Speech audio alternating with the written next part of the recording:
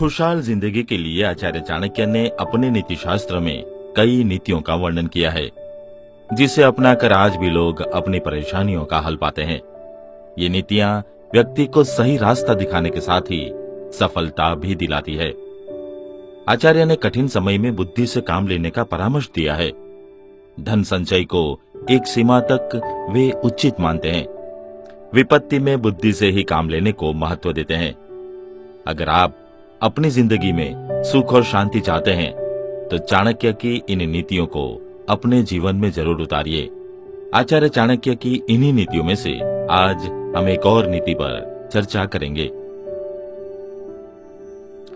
दोस्तों, आचार्य चाणक्य कहते हैं कि विपत्ति किसी भी मनुष्य पर आ सकती है, इसीलिए व्यक्ति को बुरे दिनों का सामना करने के लिए धन का संचय करना चाहिए।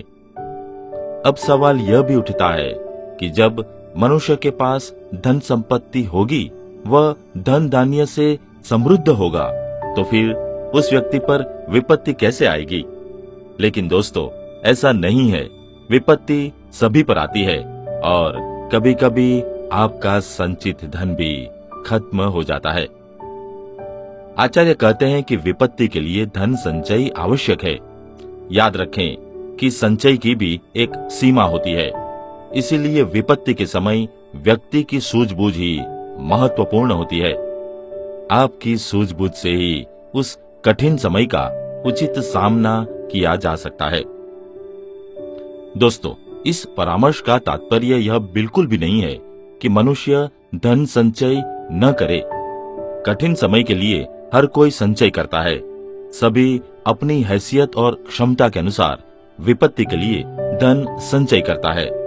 अतः धन संचय आवश्यक है, लेकिन उस पर निर्भरता मूर्खता है। धन संचय करके हमें बुरे समय के लिए निश्चित नहीं हो जाना चाहिए, क्योंकि धन बुरे समय में हमारी रक्षा नहीं कर सकता। दोस्तों, भौतिक सुखों को पाने के लिए धन आवश्यक है। धन के बिना व्यक्ति सांसारिक सुखों का आनंद नहीं ले सकता है। इसीलिए आचार्य चाणक्य ने भौतिक जीवन में धन संचय का महत्व बताया है। आचार्य चाणक्य ने अपने नीति ग्रंथ में धन के आगमन को लेकर 4 बातें बताई है। आइए इसे विस्तार से समझते हैं। घर पर बनाए रखें सुख और शांति। दोस्तों, चाणक्य नीति के अनुसार घर में धन तभी आता है जब घर का वातावरण मां लक्ष्मी के स्वागत के लिए तैयार हो, अर्थात लक्ष्मी जी उस घर में आती है जहां शांति का वातावरण होता है। वे ऐसे घर में वास करती है जिस घर में परिजनों के बीच परस्पर प्रेम भाव बना रहता है, जिस घर में पति और पत्नी के बीच प्यार रहता है, विवाद की स्थिति नहीं होती है, वहां पर लक्ष्मी जी को रहना अधिक पसंद आता है। इससे घर में आर्थिक समृद्धि का आगमन होता है। इन बातों का जरूर ध्यान रखें। दोस्तों, लक्ष्मी जी का रूठना घर की आर्थिक स्थिति के लिए शुभ नहीं होता है।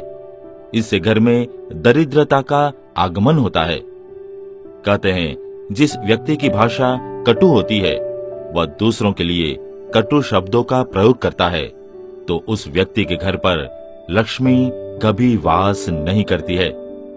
कटु भाषा का प्रयोग करने वाले व्यक्तियों को व्यापार के मामले में भी लाभ नहीं मिलता है। वहीं जिसकी वाणी सौम्य और मधुर होती है, उसके घर धन आता है, वह आर्थिक रूप से संपन्न बनता है। इसीलिए चाणक्य नीति के अनुसार व्यक्ति को सभी से प्रेम से बातचीत करनी चाहिए।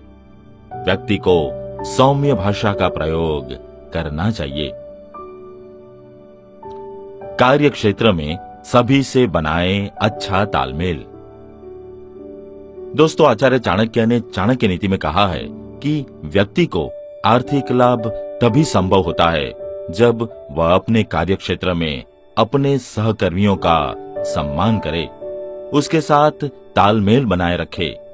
जो कर्मी अपने कार्यक्षेत्र में ऐसा करता है, उनके अधिकारों की रक्षा और हितों का ध्यान भी शीर्ष अधिकारीगण रखते हैं। ऐसा व्यक्ति अपने बॉस की नजरों में अच्छा कर्मी होता है। कार्य क्षेत्र में ऐसा भाव रखने वाले व्यक्ति से लक्ष्मी जी प्रसन्न रहती है और उसे आशीर्वाद प्रदान करती है। दान करने से आर्थिक स्थिति होती है मजबूत। दोस्तों, जरूरतमंदों को दान दक्षिणा करने से पुण्य फल की प्राप्ति होती है। चाणक्य नीति के अनुसार धनवान व्यक्ति को दान पुण्यों के कार्यों को करते रहना चाहिए। इससे उन पर मां लक्ष्मी की कृपा सदैव बनी रहती है। वहीं जो धनी व्यक्ति धन दौलत होने के बावजूद समाज कल्याण के कार्यों को नहीं करता है, लक्ष्मी जी उनसे शीघ्र ही रूठ जाती है और फिर उसे आर्थिक नुकसान उठाने पड़ते हैं। आइए इस बात को एक छोटी सी कहानी से समझते हैं। एक अमीर आदमी जब एक आश्रम के सामने से गुजरता था तो उसे एक दुबला पतला साधु पशु पक्षियों और बीमार लोगों की सेवा करता दिखाई पड़ता था। वह धनवान व्यक्ति उस साधु के इस कार्य से बहुत प्रभावित होता था। साधु के क्रियाकल्पों के प्रति अमीर आदमी निरंतर श्रद्धा में मग्न होता चला गया। कभी कभी ऐसे अवसर भी आने लगे जब अमीर आदमी आश्रम के सामने कुछ देर के लिए ठहरने भी लगा। होते होते यह मौका भी आया जब वह साधु से औपचारिक बातें भी करने लगा। एक दिन उस धनवान ने साधु को अपनी हवेली के सामने से गुजरते देखा। उसने हाथ जोड़कर साधु को नमस्कार किया और प्रार्थना की कि साधु उसके यहाँ भोजन करने आए। साधु ने बहुत टालने की कोशिश की, पर नगर सेठ ने किसी तरह नहीं माना। साधु को अपने विशाल महल में ले गया। सेठ की हवेली में हर ओर खुशहाली और संपन्नता फैली हुई थी और सैकड़ों दास दासियां व्यस्तता से इधर उधर दौड़ रही थी। अमीर आदमी ने साधु को एक सुसज्जित कमरे में ठहराया और उसके भोजन की व्यवस्था करने में जुट गया। भोजन कक्ष में सुगंधित धूपबत्तियां जला दी गई। एक मृगशाला पर साधु को बिठा दिया गया। चांदी की एक बड़ी थाली में अनेक सोने के बर्तनों में सुस्वादु सब्जियां, मिष्टान आदि परोसकर साधु के सामने रख दिया गया। गरम गरम पूरियां एक अलग पात्र में परोसी गई। धनवान व्यक्ति साधु के सामने ही बैठा था।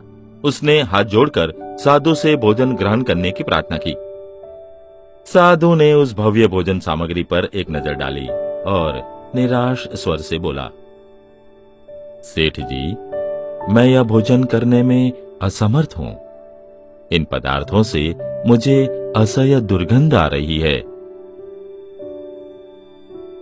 आगे क्या हुआ, ये जानने के लिए हमारा अगला एपिसोड जरूर सुनें। दोस्तों, आज के एपिसोड में बस इतना ही।